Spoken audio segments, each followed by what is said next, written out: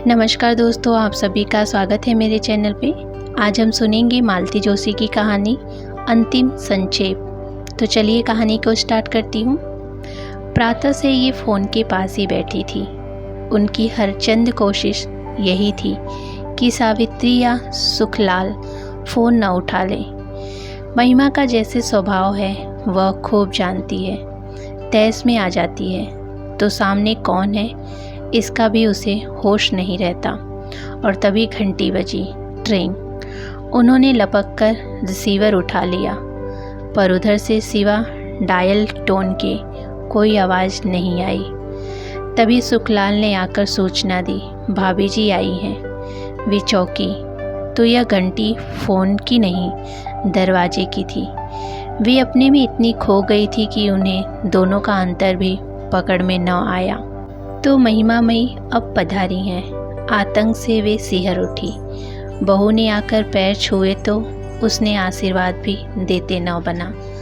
सुखलाल, जरा 2 कप चाय तो बना, और देखो चाशनी मत बना देना, बहुरानी कम शक्कर लेती है। हमें पता है, सुखलाल ने तुनक कर कहा और किचन में चला गया। उसका इरादा तो वहीं खड़े खड़े कुछ देखने सुनने का था, पर यहाँ तो वे नहीं चाहती थी।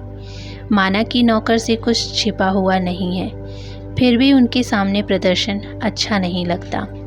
कैसी हुई महिमा? उन्होंने वार्तालाप और औपचारिक शुभारंभ किया। बच्चे कैसे हैं? ठीक है, महिमा ने बेरुखी से कहा। आप तो यह बताइए कि आपने लाडले को कहाँ छुपा रखा है? छुपाऊंगी क्यों? वह क्या कोई चोरी करके भागा है?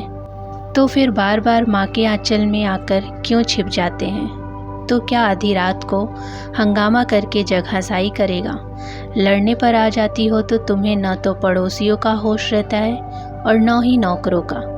कितनी बार समझाया होगा कि बच्चे अब बड़े हो गए हैं, उनका तो ख्याल किया करो। आप तो बस हर बात मुझसे ही कहती रहिए। कहने लायक बात होती है तो उससे भी कहती हूँ। खाक कहती हैं। आपकी सह पाकर ही तो वे इतने बेलौस बेखौफ होते जा रहे हैं। एक बार दरवाज़ा मत खोलिए, अपने आप ठिकाने आ जाएंगे।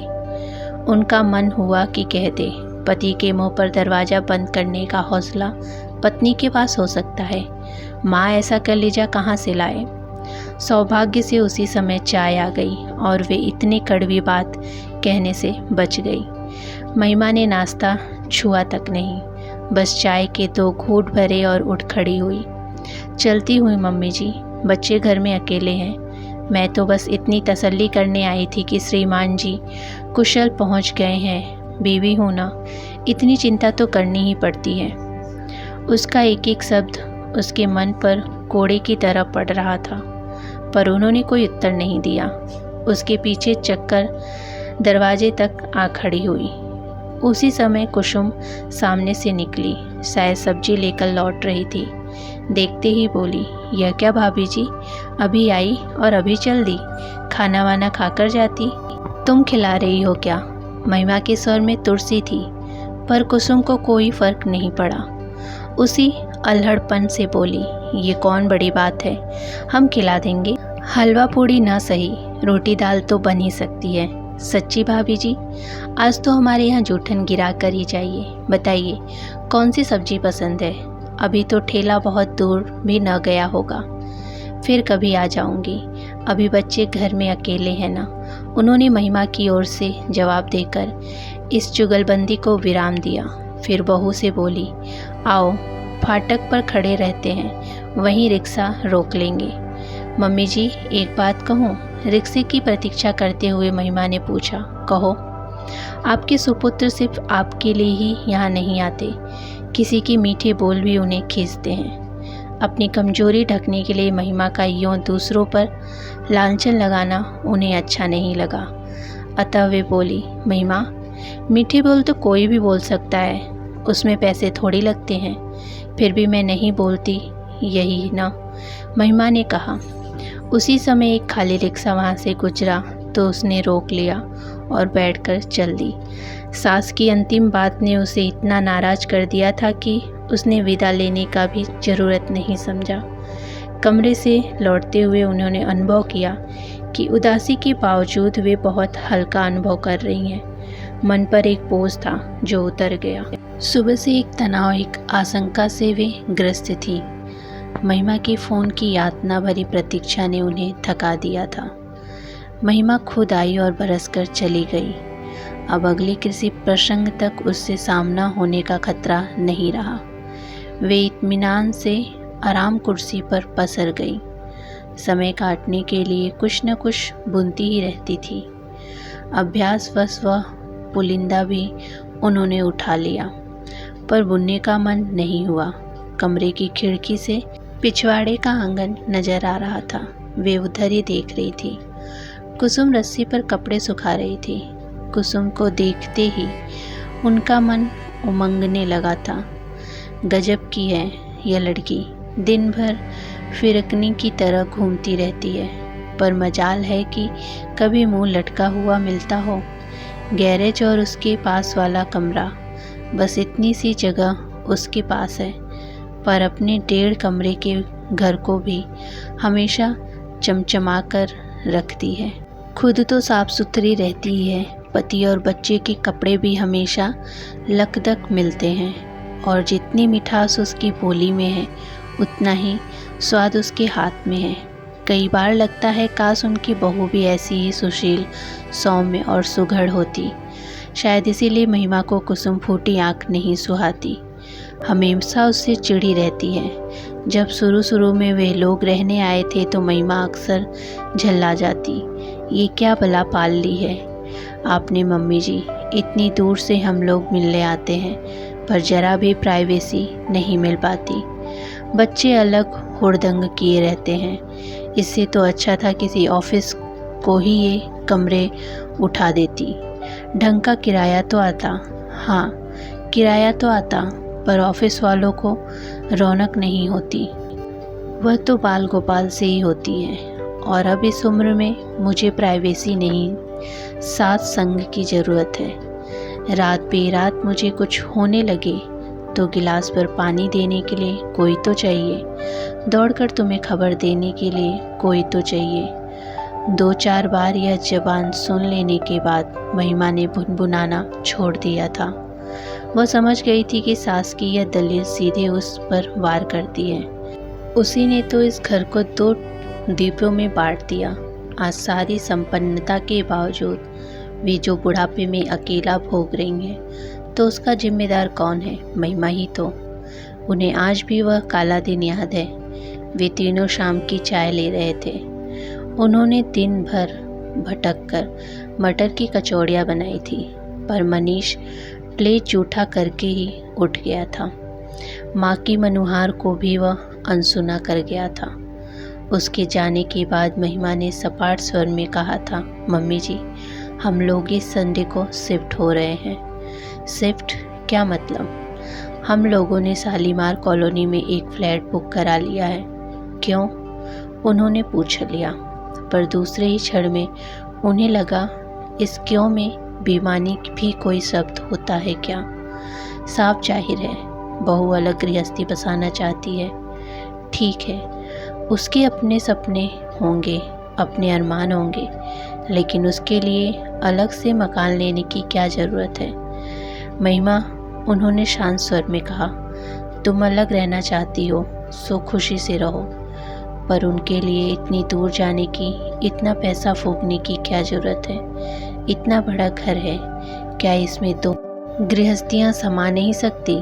मेरी साफ कोई का बुरा न माने मम्मी जी, पर ऐसे माहौल में मैं अपने बच्चों को जन्म नहीं दे सकती। कैसा माहौल? आपको तो शायद अब आदत हो गई है, पर जैसी महफिलें यहाँ जमती है, जैसे लोग बाबूजी के पास इकट्ठा होते हैं, उन्हें मैं बर्दाश्त नहीं कर सकती। महिमा, उनके स्वर में धार थी। तुम इस घर की पहली बहू तो नहीं हो। जानती हूँ मम्मी जी, पर वे जो मुझसे पहले आई हैं, कितने दिन आपके पास रही हैं? बस मेहमानों की तरह आती हैं और 4 दिन रहकर चली जाती हैं। मेरी तरह 30 दिन यहाँ रहना पड़े तो पता चले। अभी उसी दिन यही हो तो मज़ा आ जाता। किस दिन की बात कर रही हो? अच्छा हाँ, उस दिन मेजर साहब ज़रा ज़्यादा ही बहक गए थे।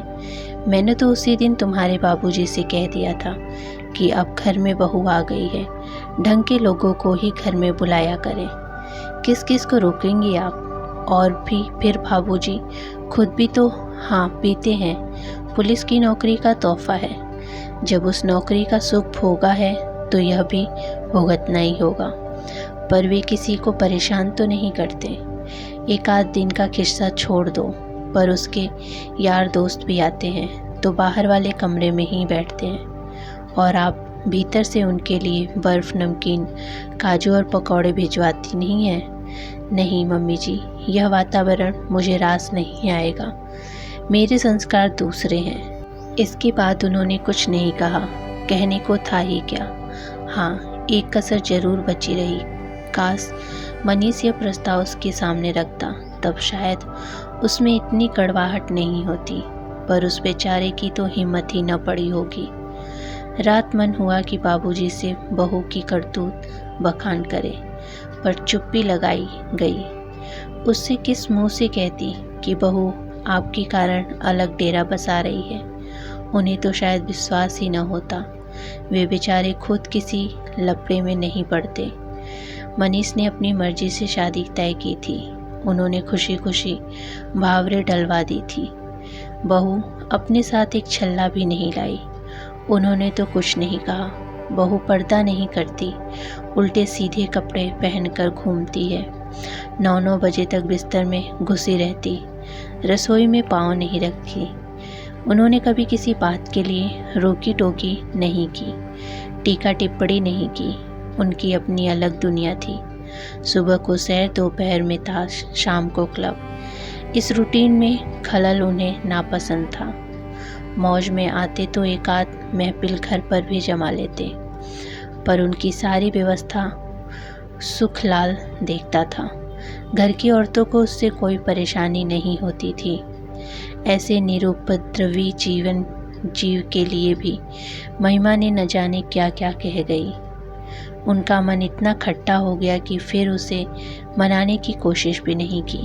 4-5 महीने बाद मृणमयी का जन्म हुआ तो वे अस्पताल में बराबर महिमा के साथ रहीं। सारी परंपराओं का उन्होंने निर्वाह किया, पर बहू को घर आने के लिए नहीं कहा। वे दोनों स्वयं ही एक दिन 3 महीने की गदबदी बच्ची को लेकर बाबूजी से आशीर्वाद लेने आए थे। बाबूजी ने बच्ची को गोद में लेकर ढेर सी आशीर्वाद लुटाई थी। 1.25 तोले की चैन भी दी थी। फिर जब तन्मय हुआ तो उसे भी अंगूठी पहनाई गई। मतलब यह कि रस्मों रिवाजों पर पूरे होते रहे, पर बाल गोपाल की किलकारियों से घर सूना ही रह गया। जब बहू का पांव भारी हुआ था, उनका मन सपने बुनने लगा था। यूँ तो सतीश के 2 भी बच्चे थे, पर उनका तो स्पर्श भी उन्हें याद नहीं रहा। कस्बे की लड़की है सुषमा, पर अमेरिका जाकर जैसे वहीं की हो गई। बच्चों को ऐसे सहेज कर रखती है कि जैसे यहाँ सांस भी लेंगे तो बीमार हो जाएंगे। उन्हें तो प्यार करते भी डर लगता था कि कहीं कोई छूत न लग जाए।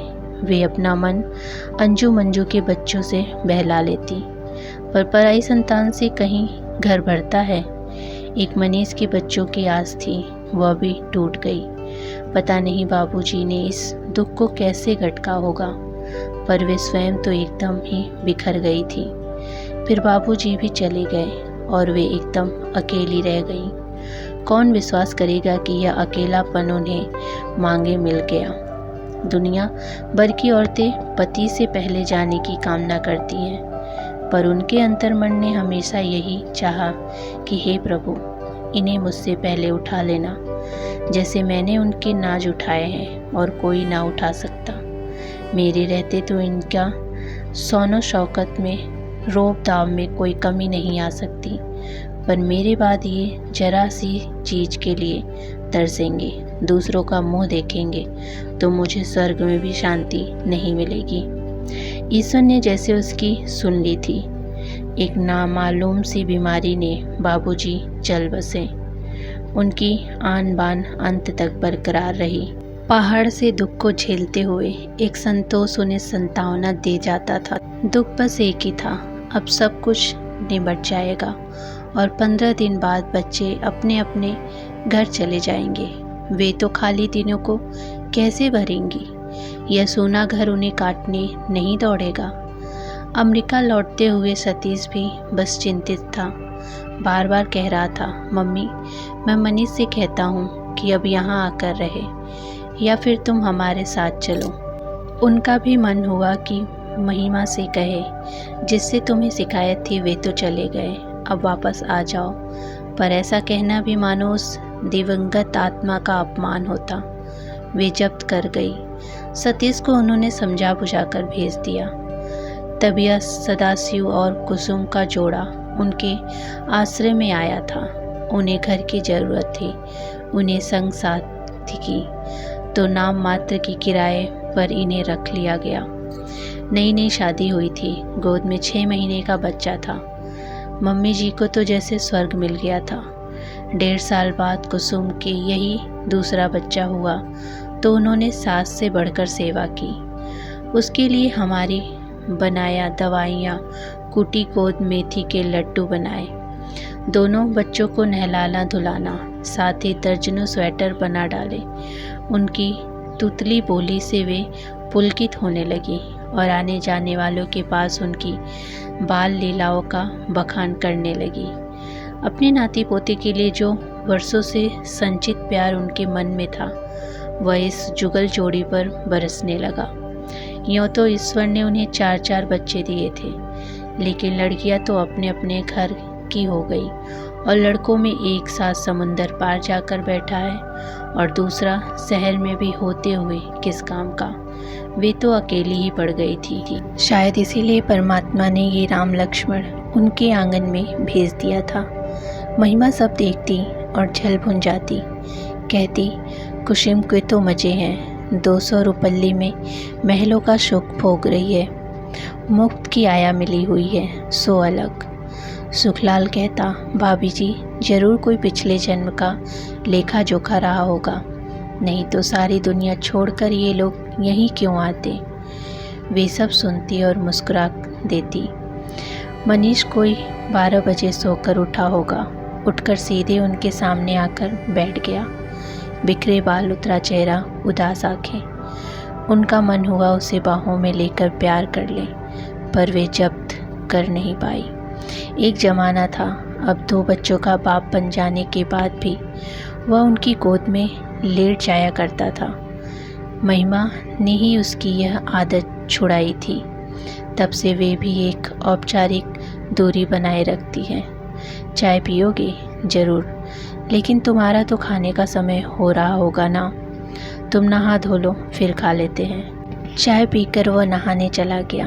वे उठकर रसोई में जाने को ही थी कि रिंग आई। हेलो दादी माँ, मैं मीनू बोल रही हूँ। डैडी जाग गए क्या? हाँ, अभी अभी उठा है, नहाने गया है, थोड़ा देर बाद बात कर लेना। हाँ, मौका लगा तो ज़रूर करूँगी। दरअसल मैं उन्हें विश करना चाहती थी, आज उनका बर्थडे है ना। ओ माँ, उनके दिमाग से यह तारीख कैसे उतर गई? बच्चों के जन्मदिन मनाने का तो उनका खास अंदाज हुआ करता है। बच्चे जब छोटे थे तब तो खूब हंगामे हुआ करते थे। अब वैसा तो नहीं हो पाता, पर वे याद ज़रूर रखती हैं। बाहर वालों को कार्ड या पैसे भेज देती हैं, फ़ोन कर लेती हैं, मनीष के यहाँ मिठाई लेकर पहुँच जाती हैं, या फिर उन लोगों को घर पर बुला लेती हैं। चीनू मीनू के जन्मदिन तो अक्सर यहाँ मनाए जाते हैं, और आज उन्हें मनीष का जन्मदिन भी याद न रहा। वे सचमुच बूढ़ी होती जा रही हैं। उन्होंने फ़ौरन सुखलाल को बाजार भेजा, सावित्री को मटर पुलाव और रायता बनाने का आदेश दिया और खुद हलवा बनाने बैठ गई। माँ बेटी दोनों खाना खाने पर बैठे तो मेज़ पकवानों से भरी हुई थी और पूरा कमरा अगरबत्ती से महक रहा था। अरे वाह, आज तो फीस्ट हो गई, मनीष ने कहा। Birthday feast? Birthday? Oh yes, आज मेरा हैप्पी बर्थडे है ना। वह उठा और उसने माँ के पैर छू लिए, फिर उनके गले में बाहें डालकर बोला, तो आपको यह नालायक बेटा आज कितने साल का हो गया? 36 का। ओ नो, इस स्पीड से मेरी उम्र में इजाफा होता जा रहा है। मैं 2-4 साल में बूढ़ा हो जाऊंगा। मीनू ने फ़ोन किया था तुम्हें विश करना चाहती थी। बेचारे बच्चे अपने डैडी को थोड़ी बहुत इज्जत तो करते हैं। बाकी लोग, सुबह महिमा खुद आई थी मुझे विश करने के लिए। शायद ओ डियर मम्मा, अब आप यह पैचअप का धंधा छोड़ दो, कोई नई बात करो। और सच तो यह है कि इस समय कोई भी बात करने का मूड नहीं है। तुम्हारी यह सजी हुई मेज कब से बुला रही है, ज़रा उसके साथ न्याय कर लेने दो। यह टूट पड़ने के अंदाज में शुरू हो गया, पर 2-4 कौर खाकर ही उसने हाथ रोक लिया। अभी महिमा जो मुझे यह सब खाते देख न ले तो गजब हो जाएगी। इत्मीनान रखो, आज की तारीख में वो दोबारा नहीं आएगी। तो क्या हुआ, ये डॉक्टर लोग डरा देते हैं ना। एक तो तड़गी फीस लेते हैं, ऊपर से भूखा मारते हैं। खाना खाकर वह फिर लेटने के मूड में था, पर उन्होंने टोक दिया, अब सीधे घर जाओ, बच्चों के लिए इमरती और कचौरी रख दी है, ले जाना। और महिमा को यह साड़ी देना शाम को पहने की। मम्मी, जन्मदिन मेरा है, उसका नहीं। पुरानी साड़ी है रे, उसे पसंद है, इसीलिए दे रही हूँ। और बेटी, तुम तो अपने हो, तुम्हें कुछ भी न दूँ तो फ़र्क नहीं पड़ता, पर बहुओं को तो साधे रखना पड़ता है ना। वाह, क्या कहने हैं, कितनी बहुएं साध ली आपने, ज़रा बताइए तो। मनीष ने हंसकर कहा, पर उसकी आंखों में उदासी की डोरें छलक आए। मनीष गया और वे निढाल होकर लेट गई। क्या हो गया है इन बच्चों को, गृहस्थी की डोर कैसे उलझा कर रखती है। 15 दिन भी शांति से नहीं बीत पाते। वे इतना समझाती हैं, पर दोनों ही जैसे जिद पर उतर आते हैं। शहर के दूसरे छोर पर रहता है मनीष, पर उस घर की अशांति की आँच उन तक आती ही रहती है। हर धमाके की गूंज उसके शांत जीवन को अव्यस्त कर ही जाती है। पहला विस्फोट शायद उस दिन ही हुआ था जब मनीष क्लब से बेतहासा पीकर लौटा था। घर में अच्छा खासा हंगामा हुआ होगा।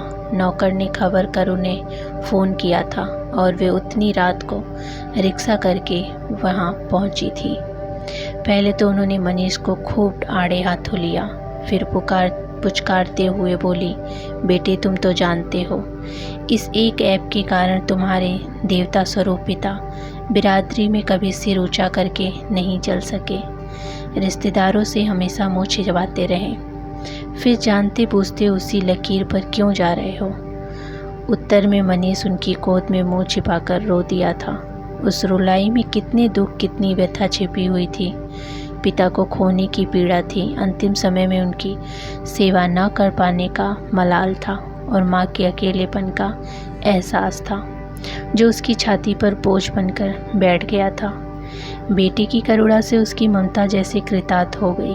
उसकी पीठ पर हाथ फेरते हुए बोली, माँ बाप किसी के ज़िंदगी भर नहीं बैठे रहते, आगे पीछे उन्हें जाना ही पड़ता है। तुम्हें तो खुश होना चाहिए।